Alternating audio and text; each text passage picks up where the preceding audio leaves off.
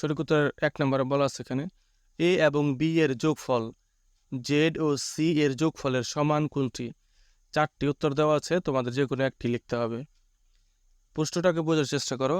এ এবং বি এর যোগফল জেড ও সি এর যোগফলের সমান, তাহলে আমরা সমাধান লিখলাম যে খ নম্বরটা হবে সমাধান। খ নম্বর কিভাবে আমি বুঝাই দিচ্ছি আবার। এ এবং বি এর যোগফল, এই যে এ যোগ বি, এ যোগ বি, তাহলে এ এবং বি এর যোগফল হয়ে গেল।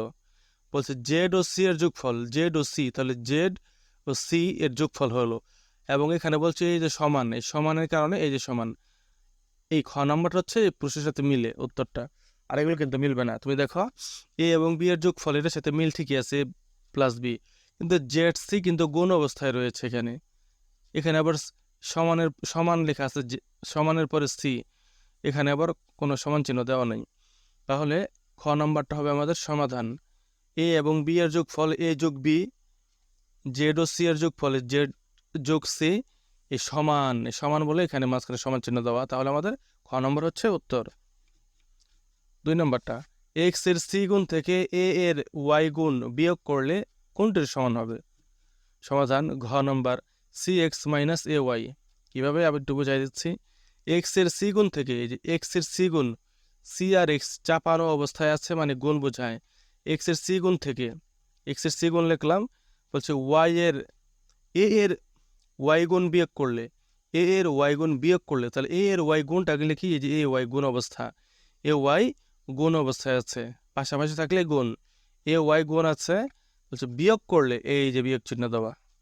অতএব অ্যান্সার হবে ঘ নাম্বারটা, এটাই হবে আমাদের অ্যান্সার।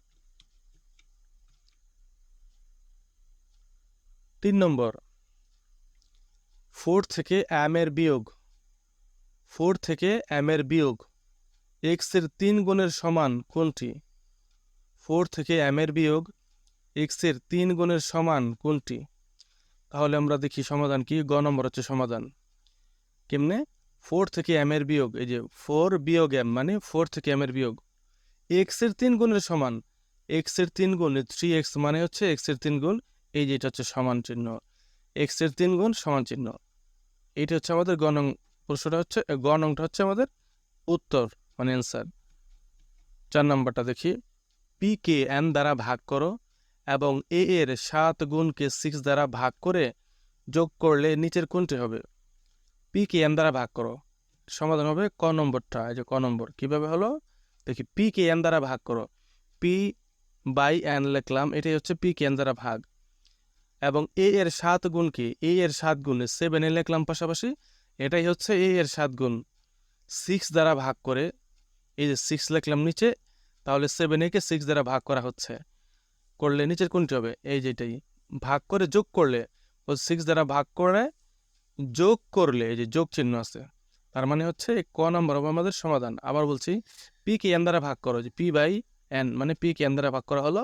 এ এর 7 গুণ কি 7 এ লিখলাম, এটা এ এর 7 গুণ 6 দ্বারা ভাগ করে যোগ করলে, 6 নিচে লিখলাম, 6 দ্বারা ভাগ করলাম, যোগ করলে যে যোগ চিহ্ন দিলাম। এই ক নম্বরটা হচ্ছে আমাদের সমাধান। আমাদের 1.1 সমাধান হয়ে গেল। আশা করি এটা তুমি বারবার প্র্যাকটিস করবে, যেখানে যেখানে সমস্যা মনে করবে সেই জায়গাটুকু একটু টেনে টেনে দেখার অনুরোধ রইল।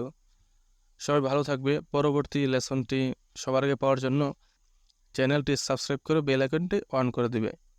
সবাই ভালো থাকবে। আল্লাহ হাফেজ।